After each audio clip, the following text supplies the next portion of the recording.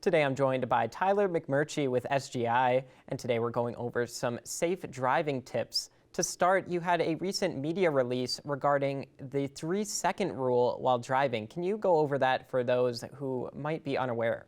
Something that we learned back in driver's education, but for some of us, it's been maybe a decade or two or three since we were last taking driver's education. So a good reminder for drivers that if you want to know how much distance is appropriate between you and the vehicle that's in front of you, 3 seconds is a good rule of thumb. And it's something that works at any speed, whether you're driving in the city or out on the highway.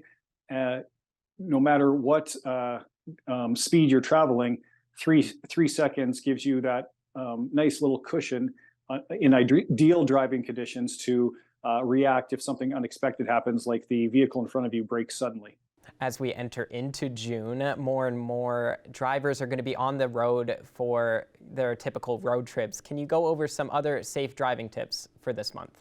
The importance of being alert, and whether it's paying attention to things like your following distance or making sure you're traveling within the speed limit, of course, watching out for other road users, and just the conditions and other circumstances that you encounter as a driver, whether it's people out enjoying our lovely prairie weather that we experience during this time of year, whether other road users are on foot, on their bicycles, on their motorcycles, scooters, skateboards, or anything else. Just paying attention to what you are doing as a driver and what other people are doing, and that's so very important. And that's why one of the things that we wanted to talk about was the importance of that following distance, sharing the road with other road users, because following too closely, surprisingly, is a fairly significant factor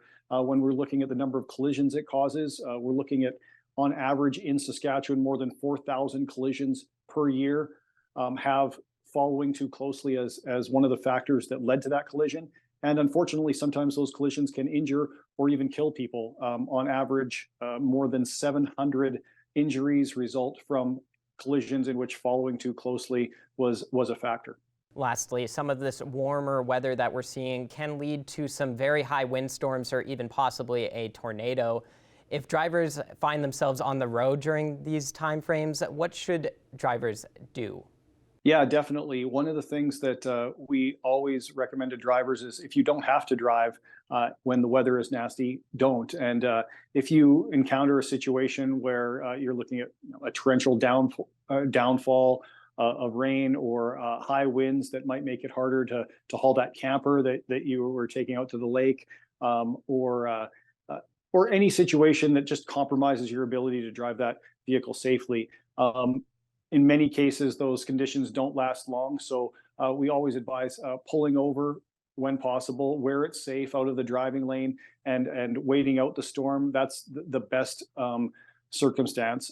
There are going to be times when maybe it comes up rather suddenly, and one of the things that we talked about, getting back to the following distance, is if visibility is poor, or if the road conditions are compromised in some way because of excessive moisture.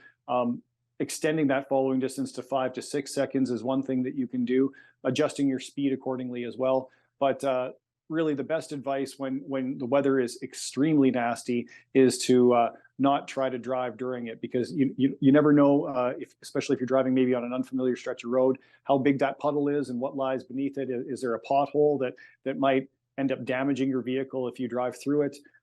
There's just all sorts of circumstances that can lead to some sort of situation where your vehicle gets damaged. So we advise people to not risk it if they don't have to. That covers all the questions that I had today. Thank you so much for taking the time, as always, Tyler.